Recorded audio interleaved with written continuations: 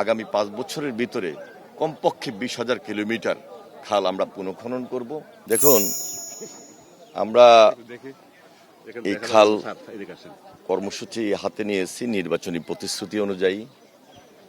ইতিমধ্যে মাননীয় প্রধানমন্ত্রী জনাব তারেক রহমান খাল খনন কর্মসূচির উদ্বোধন করেছেন দিনাজপুরে। এরপর থেকে আমাদের সারা দেশব্যাপী এই কর্মসূচি অব্যাহত রয়েছে। তারই ধারাবাহিকতায় আজকে উলসি খাল, যেটা এক নামে জিয়ার খাল নামে পরিচিত, এই খালটি প্রেসিডেন্ট জিয়া রহমান তার জীবদ্দশায় তিনি 2বার এসে কাজটা দেখেছেন এবং নিজের হাতে এই উদ্যোগ গ্রহণ করেছিলেন। প্রেসিডেন্ট জিয়ার তার দূরদর্শিতা, তার তীক্ষ্ণ দৃষ্টি থেকেই খাল খনন কর্মসূচি এটা একটা বিপ্লবে পরিণত হয়, একটা আন্দোলন ছিল।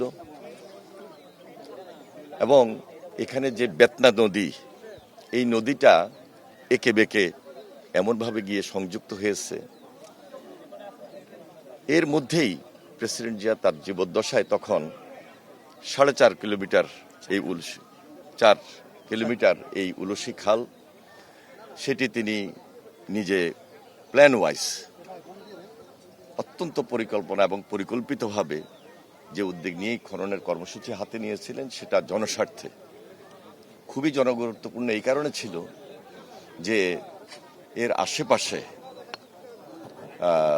18,000 কৃষক, 18,500 কৃষক সরাসরি উপকার পাবে এবং এই 4 কিলোমিটারের পাশে শুধু 36,000 সাধারণ মানুষ জীবন জীবিকায়, 72,000 মানুষ জীবন জীবিকা মধ্যে থাকেন।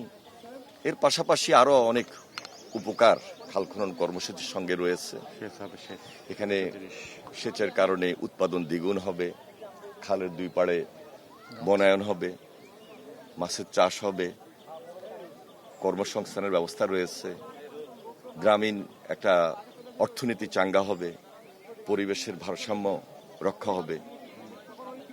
সবচেয়ে গুরুত্বপূর্ণ সেটি হলো যে এই যে পানিটা ধরে রাখা, বর্ষার সময় যে জলাবদ্ধতা তৈরি হয় সেটার প্রবাহ ঠিক রাখা, এবং যখন শুষ্ক মৌসুম থাকে তখন পানিটা ধরে রেখে ইরিগেশন মাধ্যমে উৎপাদনের জন্য পাশে পানি দেওয়া, জমিতে পানি দেওয়া, সবকিছু মিলে এটা একটা আন্দোলন ছিল, এটা একটা বিপ্লব ছিল।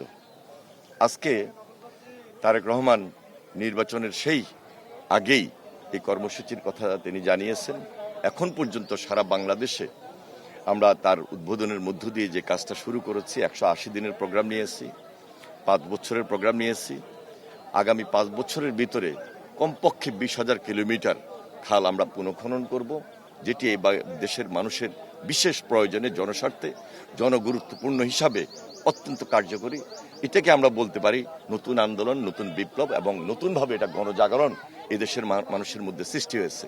আমরা খুবই আশাবাদী যে ইনশাল্লাহ তারেক রহমানের হাতকে শক্তিশালী করার মধ্য দিয়ে নতুন বাংলাদেশ আমরা গড়ার মাধ্যমে একটা স্বনির্ভর বাংলাদেশ গড়ে উঠবে ইনশাল্লাহ।